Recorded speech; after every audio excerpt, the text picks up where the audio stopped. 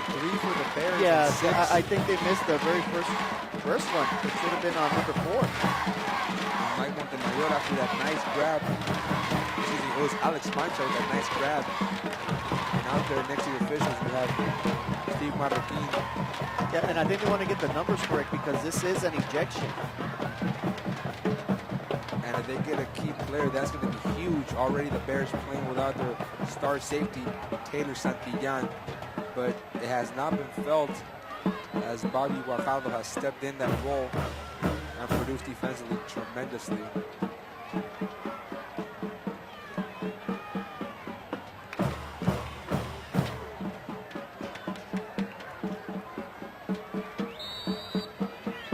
Next week for the Raiders, they travel to Westlaco on October 11th.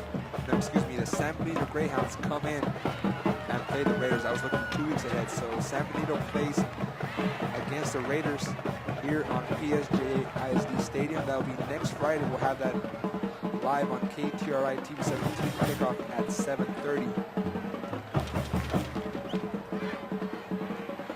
The Wolverines right now, they're playing Westlaco. We'll get an update on that. The Wolverines will be playing on Thursday. It's a Battle of Memorials. Callan Memorial Mustangs playing the Wolverines. That one on Thursday at 7 o'clock. So the Wolverines have been playing really good defense. Let's see how they stack up against Pete. So McAllen Memorial. Last time we checked, it was a 7-7 ball game at the half against the Westlaco Panthers. So after the ejections and going to the penalties, we will resume football action, but coaches are still out there on the field.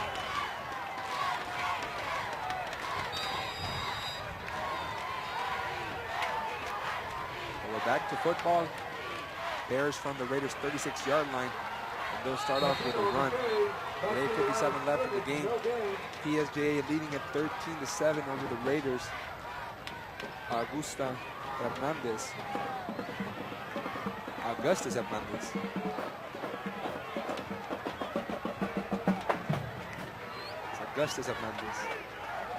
Montes Ramos. Gotta help me out here.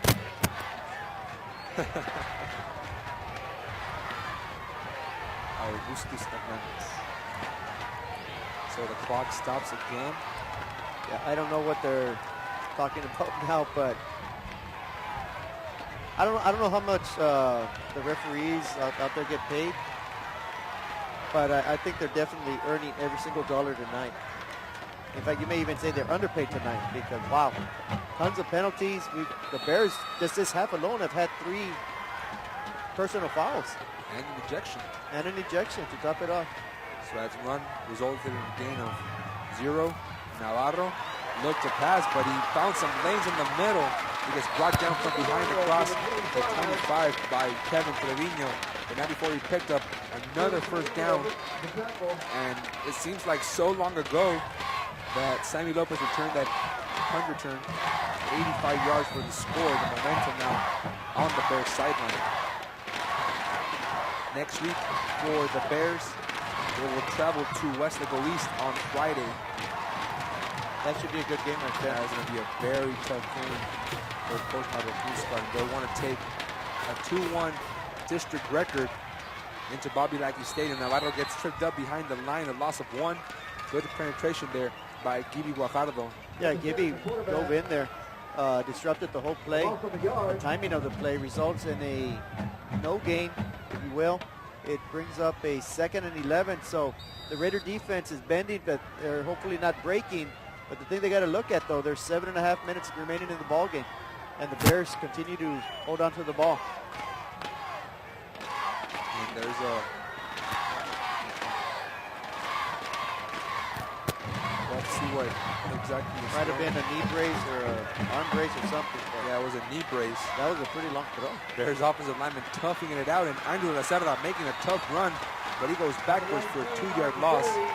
Stopped there by Jacob Rodriguez. You don't think these kids want to win this game? Oh, they both definitely. I mean, you work so hard, and if there's one game you don't want to lose, regardless of the outcome of your season, is this game tonight. As you know, earlier in the year, the Bears beat the Wolverines, so the Bears, in essence, if they win tonight, they win the Tri-City Championship. So the Raiders still need to play the Wolverines. They'd like to get a chance at it as well. Navarro with pressure coming. They said the screen pass. De La Cerda made the grab at the line of scrimmage, but got wrapped up immediately by Barbarena. Great play by Barbarena. Not sold at all on the screen play. Rode the receiver down, De La Cerda, quickly. Forces a 4th and 10. It'll be interesting here. If the Bears elect to try to make a field goal, that'll make it a two-score game. Right now they're up by 6. A field goal would make it 16-7, which would in turn force the Raiders to score at least a touchdown and they make a field goal. And Brandon Rios already converted on a 35-yard extra point This attempt. one would be a 42 though. This is a long one, but they're going for it. He had leg there, so they'll keep Rios on the bench. Raiders bring pressure, and they get Navarro down. Jesus Montañez on the quarterback sack. Another huge stop for the Raiders.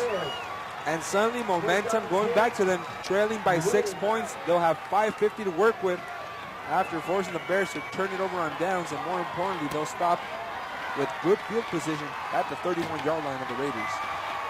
Yeah, great defensive stop there by the Raiders. A bend but don't break defense on a big 4th down to get a quarterback sack. They have about the 31-yard line with plenty of time, 5:50 remaining in the game, 2 timeouts. Garza, nowhere to go. Great pressure there by number 20, Isaiah Hughes. Isaiah Hughes says, touche, Raiders. I'm going to get a sack myself. Big play. So right now the crowd getting into it. Everybody's fired up. It's anybody's game with about 5:30 to go. And there we see Hughes making a simple tackle, a tough stiff arm by the running back right in his grill, putting his hands right in his grill, but Hughes not denied, throwing him down for a big loss, an 8-yard loss. He couldn't find protection from his lineman. And now Garza sets the pass. It's complete again to Christian Lopez. Raiders just playing that passing game. Yeah, they're being more effective with the passing game right now. But on 2nd and 18, that only gets about half of the loss back. So it's going to turn this into a 3rd and 13. Earlier on the previous possession, the Raiders had a 3rd and long. They elected to pass. They picked up the 1st down. We have now 3rd and 13 with 4:42 remaining in the ballgame. Raiders from their own 28. Pressure coming. Garza has to unload. And he goes down. Nowhere to go. Christian Sanchez cleaned up what Mendoza started. Yeah, Nick Mendoza from the outset of the play was all over the quarterback, chasing him down, not letting him get an angle. You also have to give credit to the Bears secondary. Great coverage sack right there for the Bears, forcing the Raiders to punt. Juan Morales tweeting, sounds like fireworks are going off at the stadium. What the heck is going on? Well, we're watching a heck of a game now. We're watching a Tri-City rivalry, Pam. That's what's going on. I'm not sure why Coach Marroquin called a timeout. You know, you want to let this clock run out. They have the lead. They're forcing the Raiders into a 4th and 19 at their own 22-yard line. Very unlikely they're going to go for it, although with a little bit over 4 minutes to go in the game, or actually a little bit under 4 minutes, it's hard to say. If the Bears pick up 1 first down, they may be able to run the clock out. They pick up a huge win in District 31-5 and improve the record to 2-1. Of course, the Raiders looking for their initial first win, and more importantly, trying to get to 1-2 in district play.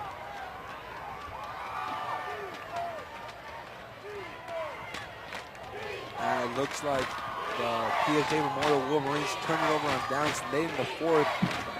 And the Westlaco Panthers are on the way for another win. So Memorial falling a couple of miles down the expressway in Westlaco. And the Raiders would get this punt off. They couldn't capitalize on that turnover on downs. Didn't get much return on it, but he does bring it back into Raiders territory. They'll have 3:52 to milk. And they're nursing a 6-point lead. Bears on top 13-7. It's just been a crazy wild game after that brawl. And kickoff, the touchdown from the punt return by Sammy Lopez. Momentum just kind of swings back and right like a pendulum. Right, it's been going back and forth. I think we fell into a lull, maybe in the third quarter, started the fourth quarter because of all the penalties. Just nobody could get in sync. But now, after that electrifying punt return by the Raiders, it's anybody's ball game. Everybody's standing up. It's standing room only now here on both the Bear and Raider side. Good crouching, and we do have to give it that. Navarro going to his right. It's a designed quarterback run. Got it back into the line of scrimmage. Raiders with 2 timeouts. They'll call one, I believe, right now. They did one. Stop made there by number 65, Rudy Garcia, for the Raiders. And looking ahead into next week's schedule, the PSJA Bears will travel to West East on Friday at Bobby Lackey Stadium. On Thursday, it's a Battle of Memorials. The McAllen Memorial Mustangs come into town against the PSJA Memorial Wolverines. We'll have that on Thursday at 7 here on KTRI TV 17, stream live on DallasCentral.com. And coming off the timeout, the Bears amassing plenty of rushing yardage. Shred that Raiders defense that has averaged 281 yards. They should be near 250 yards rushing tonight. We'll get Orly Garcia on that as well, statistician. Navarro from the shotgun. In and out of the hands of Nathan Cifuentes. The screen pass falls short. And more importantly for North, they save a timeout. Clock stops. That is a huge drop there. For one, like you said, Alex, it stops the clock. 2, if he would have caught it, he could have ran easily for 6-7 yards, would have set up a 3rd and short, a first down, and maybe they can milk the clock and sneak out of here with a win. But no, it'll be 3rd and 10 with 3:39, a lot riding on this play. I'm not sure the Bears would be willing to make this a 4th down territory here. 3rd and 10, Wolverines, Bears. Bears at the Raiders 47. It's a handoff. Cifuentes trying to make amends. Lowers his shoulder. Out of bounds. He may be short. It looked spot by the linesman there. Seems to be a yard short.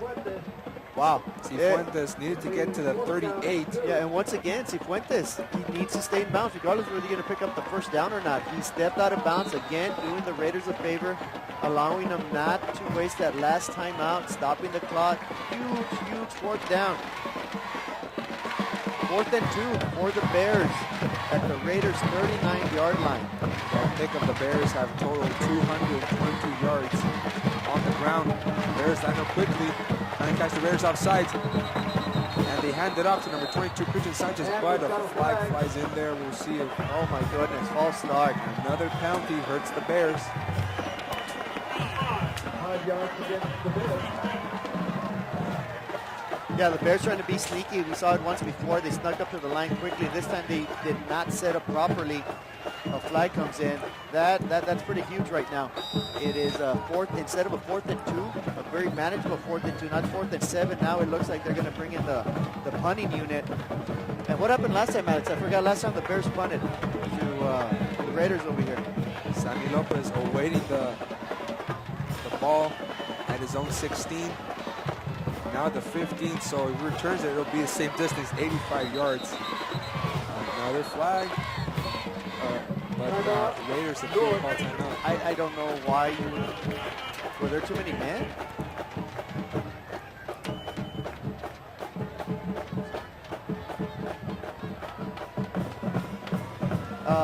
That's I'm not sure why you call a timeout there. I want to say they had either 10 or 11 men. Either you're a man short, the Bears are going to punt. What is so crucial about that is that was the last timeout for the Raiders. But if you did not have enough men on the field and you essentially give the 5-yard penalty back, it's not a penalty if you can have 8 men on the field. It's not a now if you have 12 men on the field, then it's a penalty. That's what I'm saying. unless they were over. I didn't get a chance to count them all. I counted 10. Yes, there was a late substitution, but I think that was the 11th player. So I'm not sure why the Raiders would call a timeout unless they were anticipating a fake punt by the Bears. Or they want to give a little bit more discussion to let the blockers develop for Sammy Lopez. Well, if I was the Bears, I'd punt this one out of bounds, to be honest with you. Cifuentes sends it off. Or into the end zone. Lopez will not have a chance to return. It sails to the back of the end zone. There's another flag, though. Hello. Wow, if this is against the Raiders, you know what? I would roll the dice. I would go for it on 4th and 2. Why not? Show them who's boss out here. Go for it on 4th and 2. This is against, it is against the Raiders. It's on 44, Cito Primera, the senior linebacker. It is still 4th down, so it's 4th and 2. You know what? Lay it all on the line right here. Show, flex your muscle. Mano a mano, if you will. Go big or go home. Go big or go home? Yeah. I used to watch a TV show called Home Run Derby. It's all or nothing in Home Run Derby. So this is it right here. That's all Talladega Nights. You're your first or your last. Your and right now the Bears last. trying to tie the series at 11 apiece. Hand it off. Sanchez lowers his head. Oh, that is going to be interesting. It's all going to depend on the spot. Christian Sanchez appeared Wow. to get the handoff. It looks like it's going to be inches. First down Bears, but we've seen a lot of crazy things happen tonight. They go away from Andrew de la Cerda. They take the hands out of Jules Navarro's hands and also Filipe Patiño. The Raiders are saying no. So oh, my goodness. They'll mark it short. How about that? Wow. That's essentially a turnover. This is where you throw that flag on the field. I want a booth review and where the spot was. It looked like he got to the hash mark, which is the 38 where he had to get to. But the linesman kept drifting in. And now they'll bring the chain crew. Big play right here. Big I measurement. don't think he made it. He had to get to the 38. To the 38. And it looks like he's just shy of the 38. There's a measurement. Maybe it is a first down. Oh, this is a touchdown. No. Oh, he's well They're short. teasing us. They are teasing us. He had to get to the 38. But when he ran the ball, it looked like he got to the 38. But when the linesman kept running in to spot it, he kind of jig-jagged a little bit. I lost him for a minute. And then he marked it short. Very, very interesting. Yeah, really a lot of stuff happens inside that pile, and yeah, I'm still trying to. Maybe Sanchez is a power package, but they took it out of the hands of Patiño, Navarro, and De La Cerda, and Christian Sanchez comes up short, and the Raiders now start running with an inside handoff. Jumbo Guajardo made the stop, and now Raiders with a little bit of momentum on their side with their second straight stop. Garza now rolling to his right, skips a defender, but he won't get away, and the Bears get another sack. Isaiah Hughes has come up big here in the fourth quarter for the Bears. The number 90, Nick Mendoza, his partner in crime. That's twice they've teamed up to get a huge quarterback sack. The Raiders now have a 3rd and 16 with 2:32 remaining in the game. No timeouts. Not much of a passing game to show for. Let's see if they can pull something out of their hat here. Maybe a trick play or something. They haven't been able to pass the ball downfield successfully or run it, but Garza will attempt nonetheless, going far sideline, and that is almost intercepted. Good coverage by Sammy Zavala. Sammy Zavala has played outstanding tonight. Good downfield coverage. Quarterback going for the deep pass. Would have been enough for a first down. Zavala bats it down. The pass was intended for Eric Lopez. Both of them running neck and neck, and here's the play. This time much better blocking by the Raider offensive unit. He threw it right over the hands of Bears linemen. They've already got 2 passes batted down. So this is the ball game here. Fourth down. 4th and 16. Raiders with 1 receiver lined up to the outside. Garza cannot get away from Hughes, and then finally, it's once again the tag team duel. Quiroz and Mendoza cleaned it up for the Raiders, who could not get pass protection on Garza. Isaiah Hughes had a huge fourth quarter for the Bears defensively. I'll give that man the MVP tonight. They tried to chop block the interior lineman, but they could not account for Isaiah Hughes and Tomas Quiroz.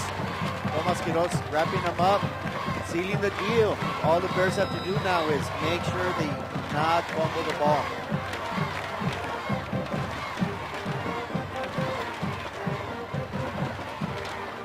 That was a 5th 3 and out for the Bears defense tonight. 5 3 and outs for that outstanding defense. Great work. It seems like these teams have been going an awful lot on 4th down, but of course it's for necessity. And it appears the Raiders will fall to 0-5 on the year. And once again, we have a penalty. 5 yards, delay game. I think we've heard Mike Buck's voice more than myself. There's been an awful lot of penalties, and as a result, it has been a very sloppy 13-7 game. It's Bears. been an exciting game, It's been nonetheless. fun, Though. Yeah, it's been exciting. Like I said, we got lulled a little bit with a lot of penalties, but kids are going at it hard tonight. Bears just trying to milk this clock, and it's going to be a sack for the Raiders. Yeah, I'm not even sure why they're running the ball. Just kneel the ball. I'm not sure what they're trying to accomplish here. The Raiders are without timeout, so. Gibi Garza on the sack. Now, is he cramping up or? That's the infamous, let's, I'm not saying he's pretending he's hurt, which he's probably got a cramp, but we see this a lot in the NFL, where a lineman will accidentally trip and say he's hurt just to stop the clock on purpose. It does appear he does have a cramp, so we wish him the best. Were you accusing the Raiders of playing unfair? No, sir. That's why I quickly said that happens a lot in the NFL where there's high-priced players. Here, it's all in good fun here.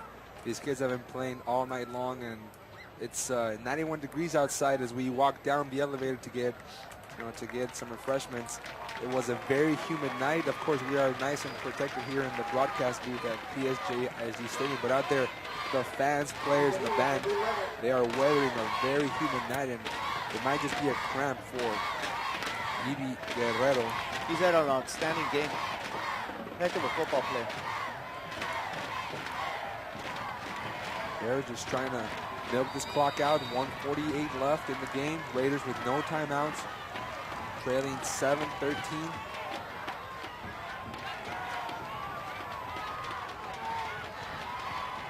Yeah, I'm not sure why they're just not meeting that. It's kind of surprising that they're not doing that right now. Well, there's 9 seconds left on the play clock. Want to get away as much time as possible. Navarro to Filipe Patiño.